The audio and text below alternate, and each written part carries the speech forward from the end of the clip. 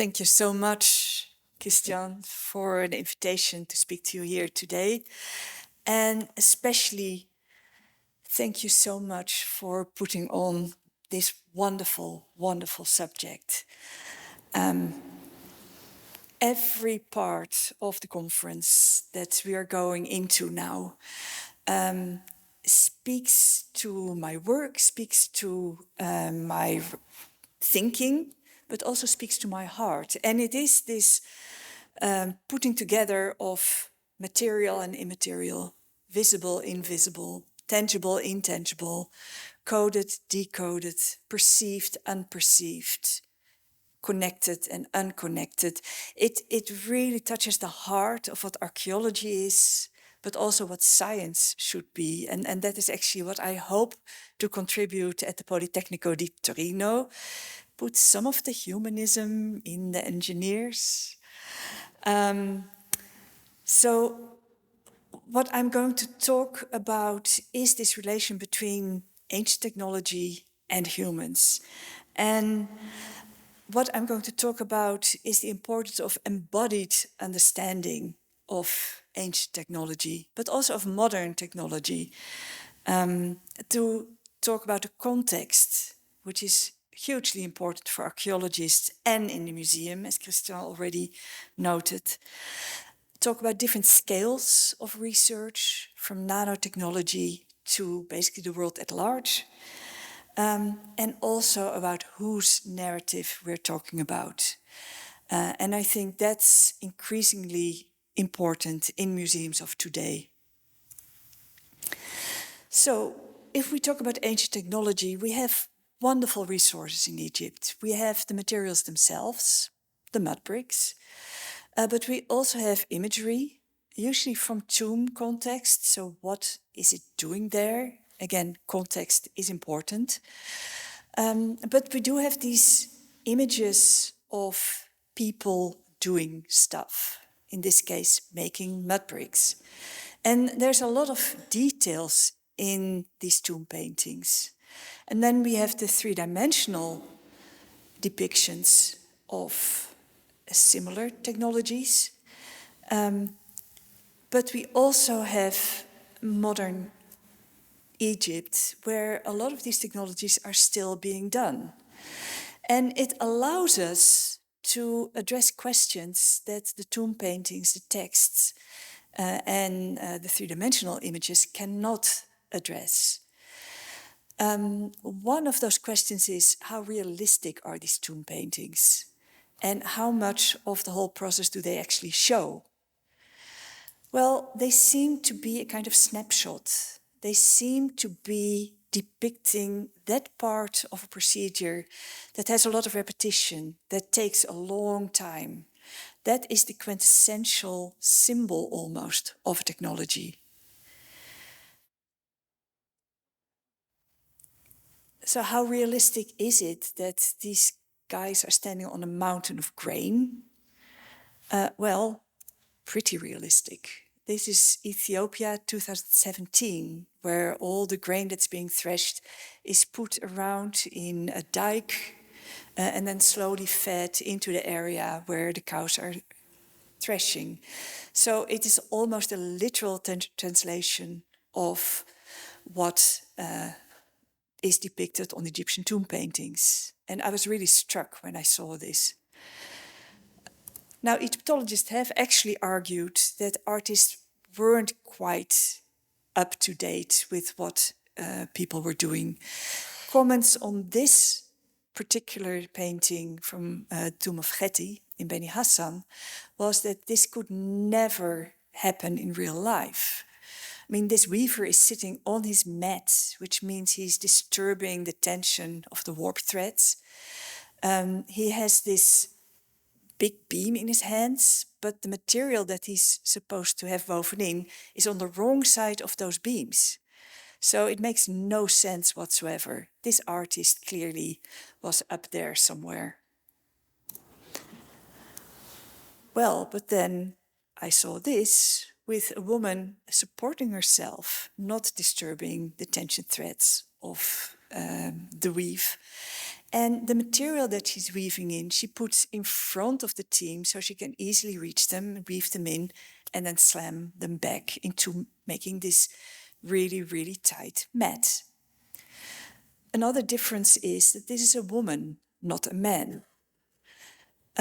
Well, she's a widow, and we need to think about the place of widows taking over men's tasks in present-day society as a way to also think of who were the people who produced these things in ancient society. Was this a male job? Was it a female job? Was it a job that usually was done by males but could be taken over by females if they needed to? So ethnoarchaeology, more than anything, raises a lot of questions. It gives a few answers, but more importantly, it raises questions. It is the quintessence of comparison. But I want to stress, and I'm stressing that time and again, that analogous reasoning that we can do through using ethnoarchaeology is not the same as demonstrating continuity. That is not at all what this is about. Because we need, and I get back to this context, we need to look at the temporal context, the regional context, and the social context. But we also need to ask ourselves other questions. If we look at an object, who was it created by? Why was it created? How was it created? And for whom was it created? But these are questions we not only should ask ourselves about the creation of objects, but also about why things are destroyed, how they were destroyed, by whom and for whom. We need to ask ourselves why they're studied, how they're studied, by whom they're studied, and for whom they're studied. And as a museum, we also need to ask ourselves, who is showing these things? How are they shown? By whom and for whom? And here we also get into the ethics of the museum and the ethics of representation, which is extremely important. For instance, if we look in this museum at the Temple of Elysia that's displayed here. Now, the Temple of Elysia, the way it's displayed, and it's going to change, but it's in an enclosed room. It doesn't evoke the enormously impressive context, the landscape that this stood in, where it was this tiny temple in this enormous mountain. It was part of the Nubian saving of the monuments. So this is actually the original map that is in Paris, which shows all the different concessions. And pardon me, but it looks a little bit colonial because this is all written mostly in French. Then some people filled out the English concessions in English, the Egypt Exploration Society. So here is the session for Elysia, which is Italian, Silvio Corto, and the Qasr Ibrim concession, where I actually started working. This whole endeavor was the first big project of UNESCO. I'm already pronouncing it Italian. Do you notice that? UNESCO. And of course, the Temple of Abu Simbel is the great feat that was done. And it's celebrated as this great feat of modern technology, of modern engineering. And there are these enormously impressive images. And then we see the actual level of technology to move this temple. There was a lot of very hard handwork involved as well. Now let's look a little bit at the context. The Nile Valley with Aswan, and all the way at the bottom, Qasr Ibrim, which was part of the British Egypt Exploration Society section. I worked here in the 1990s. Ibrim is now an island in Lake Nasser. And you can see the remains of some of the buildings. If you look at a historical photo, a photo of the 1990s, then you see that there are still some of those very impressive walls standing. And what is sticking out of there, the only building that you can still see on the satellite photographs is the cathedral. This is what the island looks like mostly now. All of those surrounding walls have disappeared. A lot of the housing has disappeared. All of this was built of mud brick, of course. This is what Qasr Ibrim looked like. It's this eagle's nest high on the rocks originally. Now the preservation of this very high and dry area was excellent. I would joke that every goat dropping was preserved there, which is great as an archaeologist. It also is a lot of work.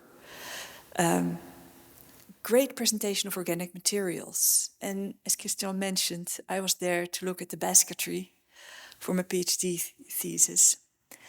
And thinking about the tangible about this basketry, I actually was also very interested in the intangible and the immaterial. And it brought me to the part of Nubia that did not receive that much attention. And that is the people of Nubia that were displaced. 50,000 people were chased off their land that is now drowned under the water. And in order to study the Nubian basketry, I had to go to an area north of Aswan where most of these people were resettled. North of Aswan, in what then in the 1960s was an area of desert where rows of concrete houses were built. It's called New Nubia in Egyptian. It really had nothing to do with Nubia. The whole social structure was upset because in order to be fair, everybody who had a big house in Nubia got a big house in New Nubia. Everybody who had a small house in Old Nubia got a small house in New Nubia. But of course the social structure was that you had a big family home and then a little house built next to it where the older generation of the family might move into. Now all the big houses were in one street, the medium houses in the middle, and then the old houses were on the outskirts. So grandma was all of a sudden far removed from the rest of the family. And this is just one example of everything that went wrong. The basketry in Nubia was part of hospitality, but also part of decoration of the houses. And remark on the cross-craft decoration. Baskets are hung on the wall, but the same circular figures are also used in painting.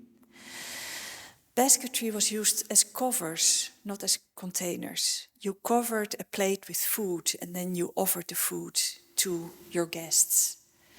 Now these baskets in Nubia were made of dome palm leaf. But dome palm were very, very difficult to come by in New Nubia. And there's different peoples in Nubia, the Fadidja and the Kanzi. The Fadidja women did everything they could to try to find dome palm leaf. There are a few dome palms and they would really go out of their way to find this material that is way superior over date palm leaf. And it's really the kind of stuff they needed. Many of the Kanzi women went another way. They created their baskets of washing line or of cotton. And I especially love this one, which was made of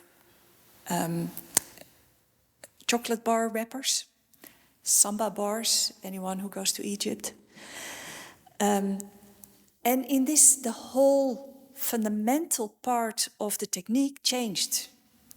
Because rather than creating the color in the baskets, by using colored winders.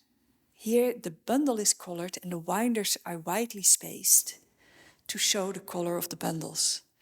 Now, in archaeological interpretation, such a big shift in technology, we would probably infer, well, if we would have lived in the 1930s as a new people coming in,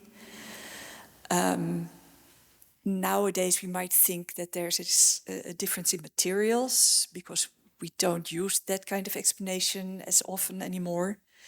But what it taught me was that it was not the material but the color that was fundamental. It was the decoration. So it's part of this intangible part of thinking through what lies behind technology, what lies behind material. And if we talk about context, we do need to talk about landscape, because Nubia was completely focused on the Nile River. And the landscape is not just space, but it's a place, it's inhabited. It's not natural, it is cultural. It is embedded in the being, in the soul, in the thinking of people. And from that idea of thinking about Nubia and about the Nubian diaspora, in the light of the landscape, we've started a project called Digital Nubia, where we look at what happened to the landscape that is now underwater. And here the digital becomes really important, because in the digital we can recreate some of that landscape. We can also recreate some of the disaster by being able to play with the water levels, for instance, and show what would have done if things wouldn't have moved, how we can think about changes in the landscape. But digitalization also helps with bringing up memories. And I'm working closely together with groups of Nubians, different groups of Nubians with different purposes. And we're trying to visualize what they're doing and collect it within the landscape. Now, Digital Nubia doesn't exist yet. Bits and pieces exist of it. But basically, the way I envision it is a white, bleak landscape that is slowly inhabited with information, with memories.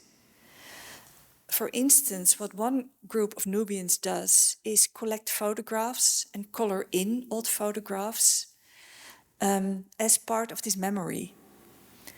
And once we have a photo like this, and we try to locate which village it is and recreate the village and then overlay the village, not only with information that we get from the photographs, but also enliven it with the memories of people who work there. So what this group of Nubians is doing is doing interviews with people who lived there and about the memories they had on when they lived there, but also the memories on when they were removed there, how the houses were decorated. All these aspects will slowly color in this landscape. Nubia is an Egyptian name. What the Nubians, third generation Nubians, after the replacement, what they call it is Nubia at-Tahrir, displacement Nubia. It's a political stand, and it's very sensitive in Egypt nowadays. But it's an important stand because this was a displacement, and it is extremely important to pay attention to this, to not let memories fade. This was not a war, but the damage is not less than if it were a war. So with Digital Nubia, we try to help to restore some of those memories. Thank you.